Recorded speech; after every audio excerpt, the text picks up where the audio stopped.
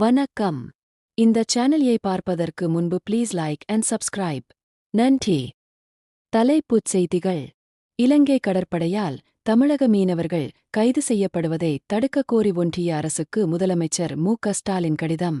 தமிழ்நாட்டில் வாக்காளர் பட்டியலில் புதிதாக பெயர் சேர்க்க இதுவரை 4.42 லட்சம் பேர் விண்ணப்பம். உறுதிமொழி படிவம் கொடுப்பதில் குளறுபடி நீடிப்பதால் சேர்ப்பதில் சிக்கல். வெல்லும் தமிழ் பெண்கள் பல்லடத்தில் இன்று நடைபெறுகிறது. வெல்லும் தமிழ் பெண்கள் மாநாடு. திமுக மேற்கு மண்டல மகளிர் அணி சார்பில் 2 லட்சம் பெண்கள் பங்கேற்பார்கள் என எதிர்பார்ப்பு. பாமக நிறுவனர் ராமதாஸ் தலைமையில் இன்று நடைபெறும் பொதுக்குழு கூட்டத்தில் கூட்டணி குறித்து முக்கிய முடிவு எடுக்க வாய்ப்பு.